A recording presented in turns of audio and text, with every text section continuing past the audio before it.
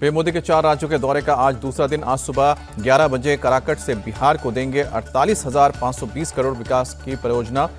जनसभा को करेंगे संबोधित। बिहार के बाद पीएम मोदी कानपुर के लिए होंगे रवाना। करीब 2:45 बजे एक जनसभा को संबोधित करेंगे। 47,573 करोड़ की 15 विकास परियोजनाओं का उद्घाटन और शिलान्यास होगा। पीएम मोदी कानपुर मेट्रो के पहले फेज के अंडरग्राउंड सेक्शन का उद्घाटन करेंगे। चुन्नीगंज से कानपुर सेंट्रल तक इस रूट पर 5 नए स्टेशन होंगे। ऑपरेशन सिंदूर के बाद पहली बार बिहार पहुंचे पीएम मोदी ने गुरुवार की शाम पटना में किया भव्य रोड शो। एयरपोर्ट से बीजेपी कार्यालय तक 5 किलोमीटर का सफर करीब 1.5 घंटे में पूरा किया। पीएम मोदी के स्वागत में सड़क के दोनों किनारे उमड़ पड़ी भारी भीड़। पूरा शहर देशभक्ति के रंग में रंगा। लोगों ने भारत माता की जय के नारे लगाए। पटना बीजेपी कार्यालय प्रधानमंत्री ने किया बिहार बीजेपी के नेताओं के साथ बैठक। बिहार बीजेपी अध्यक्ष दिलीप जायसवाल और दोनों डिप्टी सीएम सम्राट चौधरी और विजय कुमार सिन्हा मौजूद हैं। पीएम मोदी ने बिहार में चुनाव की तैयारियों की समीक्षा की। जीत के लिए बूथ लेवल पर संगठन को मजबूत करने और घर घर जाकर सरकारी योजनाओं की जानकारी देने के लिए कहा। प्रधानमंत्री की बीजेपी नेताओं के साथ करीब 1.5 घंटे तक बैठक चली। स्थानीय मुद्दों को समझने, जनता से सीधा संवाद करने, डिजिटल मीडिया का इस्तेमाल करने और दुष्प्रचार का तथ्यों के साथ जवाब देने की नसीहत। प्रधानमंत्री मोदी की पाकिस्तान को खुली चेतावनी। कहा कि 3 बार घुसकर मारा, अब आतंकी हमला हुआ तो चुकानी होगी बड़ी कीमत। पीएम मोदी ने कहा कि हमने ऑपरेशन सिंदूर के जरिए आतंकवाद पर करारा प्रहार किया है। दुनिया के सामने पाकिस्तान को बेनकाब किया। रक्षा मंत्री राजनाथ सिंह की पाकिस्तान को दो टूक। कहा कि हम कुछ भी कर सकते हैं लेकिन संयम से काम लिया है। वो दिन दूर नहीं जब पीओके खुद भारत में मिलेगा। राजनाथ सिंह ने किया साफ, पाकिस्तान से सिर्फ आतंकवाद और पीओके पर बातचीत होगी। आतंकवाद का कारोबार चलाने के लिए भारी कीमत चुकानी पड़ सकती है। Air chief marshal AP Singh बोले, प्राण जाए पर वचन न जाए। कमिटमेंट करने के बाद मैं खुद की भी नहीं सुनता। Air chief marshal AP Singh ने कहा कि आत्मनिर्भरता ही एकमात्र रास्ता है। हमें भविष्य के लिए तैयार रहना चाहिए। पाकिस्तान के साथ द्विपक्षीय संबंधों पर विदेश मंत्रालय की दो टूक। कहा कि आतंकियों को सौंपे और पीओके खाली करे तभी होगी बातचीत। जम्मू दौरे पर army chief general Upendra Dwivedi आज फॉरवर्ड एरिया का करेंगे दौरा। ऑपरेशन सिंदूर को लेकर पाकिस्तान पीएम शहबाज शरीफ का बड़ा कबूलनामा। कहा कि 9-10 मई की रात को भारत ने दागी थी ब्रह्मोस मिसाइल। रावलपिंडी एयरपोर्ट पर भी किया हमला। पीएम शहबाज शरीफ बोले, हम फजर की नमाज के बाद करने वाले थे हमला, लेकिन हमारे जवाब से पहले ही भारत ने बरसाई ब्रह्मोस मिसाइल्स। केंद्रीय गृह मंत्री अमित शाह के जम्मू कश्मीर दौरे का आज दूसरा दिन। आज पुंछ में सीमा पार से हुई फायरिंग के पीड़ितों से करेंगे मुलाकात। फायरिंग में क्षतिग्रस्त हुए गुरुद्वारे की भी दौरा करेंगे। अमित शाह आज अधिकारियों के साथ बैठक कर गोलीबारी में नुकसान की जानकारी भी लेंगे। बीएसएफ के कैंप में जवानों से मुलाकात भी करेंगे। अमित शाह ने गुरुवार को जम्मू में अमरनाथ यात्रा की तैयारी और सुरक्षा इंतजाम पर समीक्षा बैठक की। जम्मू कश्मीर के एलजी मनोज सिन्हा भी मौजूद रहे। पुंछ से लौटने के बाद राहुल गांधी ने प्रधानमंत्री मोदी को लिखी चिट्ठी। पाक गोलाबारी में प्रभावित परिवारों के लिए राहत और पुनर्वास पैकेज की मांग। ऑपरेशन शील्ड की नई तारीख का ऐलान। 31 मई को पाकिस्तानी सीमा से सटे 5 राज्यों में मॉक ड्रिल। जम्मू कश्मीर, पंजाब, हरियाणा, राजस्थान और गुजरात में होगी मॉक ड्रिल। युद्ध के दौरान सिविल डिफेंस की ट्रेनिंग दी जाएगी। गोवा में रक्षा मंत्री राजनाथ सिंह ने नौसेना की लेफ्टिनेंट कमांडर रूपा और दिलाना का किया स्वागत। दोनों आईएनएस तारिणी से दुनिया की परिक्रमा करके लौटी। राजनाथ सिंह बोले, सेना में जहां भी बेटियों को मौका मिला कमाल किया। सैनिक स्कूल के दरवाजे महिलाओं के लिए खुल चुके हैं। रक्षा मंत्री राजनाथ सिंह आज गोवा में स्वदेशी एयरक्राफ्ट कैरियर एनएस विक्रांत पर जाएंगे। नेवी के अधिकारियों और जवानों से करेंगे मुलाकात। बीएसएफ के डीजी ने पुंछ का किया दौरा। ऑपरेशन सिंदूर के दौरान पाकिस्तान की गोलाबारी में प्रभावित हुए इलाकों के बारे में जानकारी ली। पुंछ में मुस्तैद दिखे सुरक्षा बलों के जवान। आने जाने वाली गाड़ियों की करते दिखे चेकिंग। दिल्ली पुलिस की स्पेशल सेल ने पाकिस्तान के लिए जासूसी करने वाले एक शख्स कासिम को राजस्थान के मेवात से गिरफ्तार किया।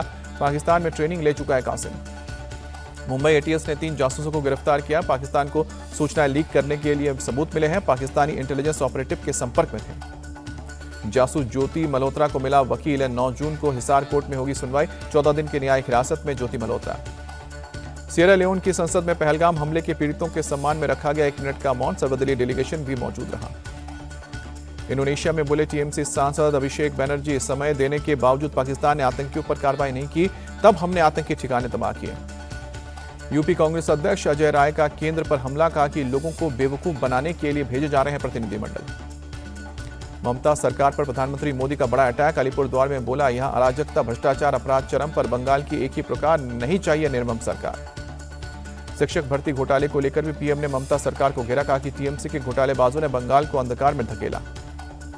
पीएम मोदी ने बंगाल सरकार को पिछड़ों और आदिवासियों का दुश्मन बताया। कहा कि केंद्र की कोई भी योजना यहां लागू नहीं होने दे रही है। पीएम मोदी बोले, तुष्टीकरण के नाम पर गुंडागर्दी की छूट दी है। सरकार चलाने वाली पार्टी के लोग ही घर जलाने रहते हैं, पुलिस तमाशा देखती रहती है। सीएम ममता बनर्जी का पीएम पर पलटवार। कहा कि पूरा विपक्ष दुनिया के सामने एकजुट और मोदी ऑपरेशन बंगाल करने की तैयारी में।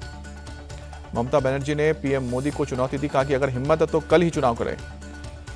सीएम ममता बनर्जी ने पीएम मोदी पर ऑपरेशन सिंदूर का राजनीतिकरण करने का आरोप लगाया। कहा कि केंद्र ने ध्यान खींचने के लिए जानबूझकर यह नाम रखा। पीएम मोदी ने पटना एयरपोर्ट के नए टर्मिनल का उद्घाटन किया। बिहटा एयरपोर्ट की आधारशिला भी रखी। जन स्वराज पार्टी के चीफ प्रशांत किशोर का बीजेपी पर अटैक। कहा कि अगर नीतीश एनडीए का चेहरा है तो बीजेपी घोषणा करे, जनता बता देगी लाडले हैं या नहीं।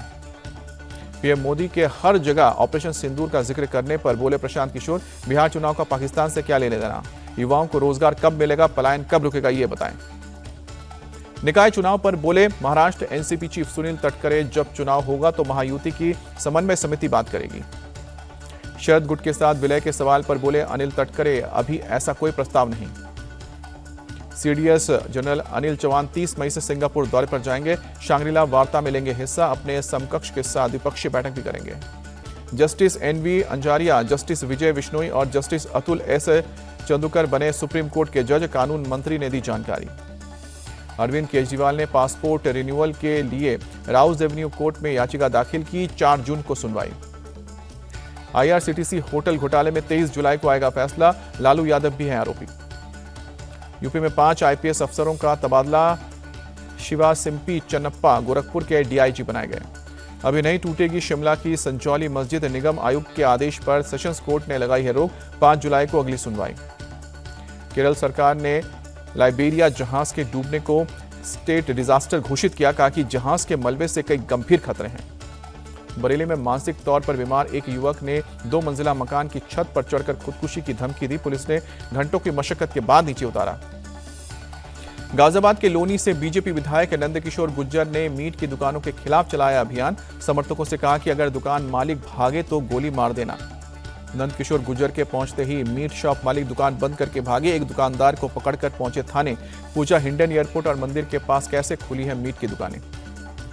गाजियाबाद में सिपाही सौरभ हत्याकांड के मामले में एक और आरोपी गिरफ्तार। पुलिस से हुई मुठभेड़ में पकड़ा गया मुख्य आरोपी कादिर का भाई आदिल।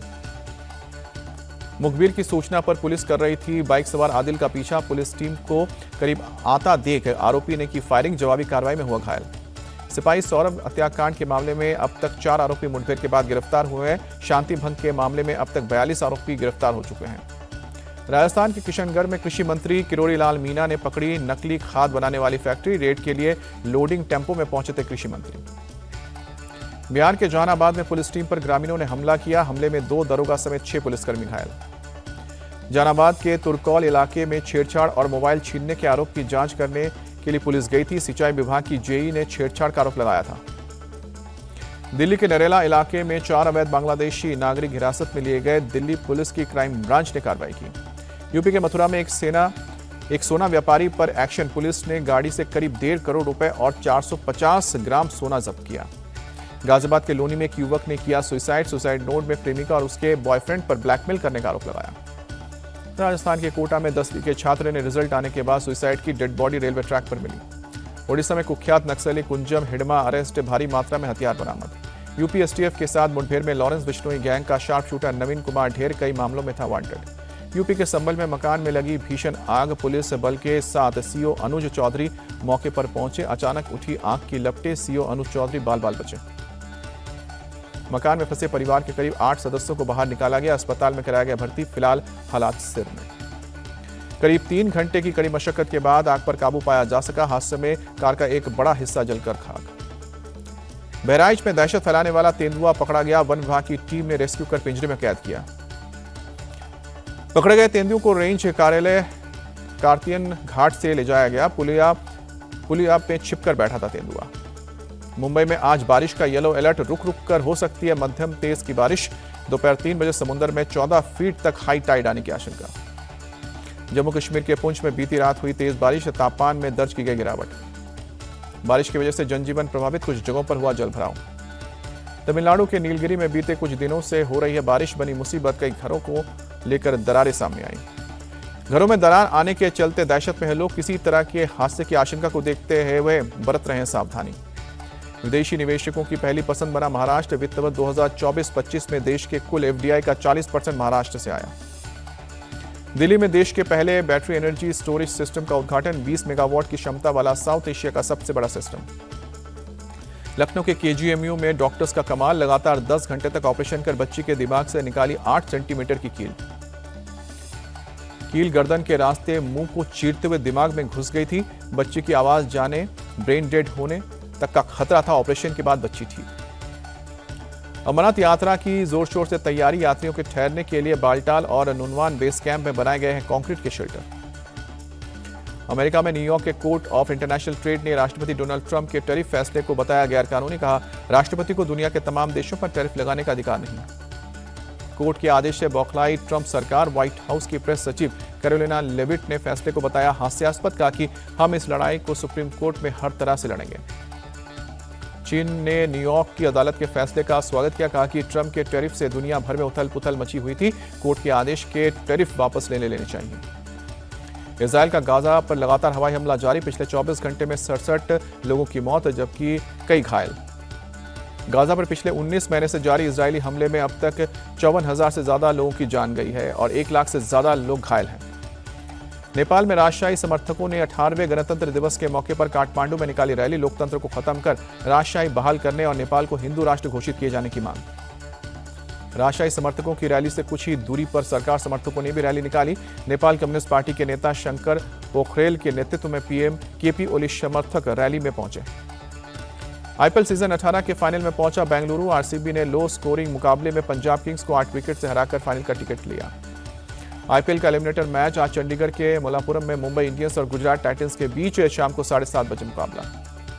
एलिमिनेटर की विजेता टीम खेलेगी दूसरा क्वालीफायर। हारने वाली टीम का आईपीएल में थम जाएगा सफर।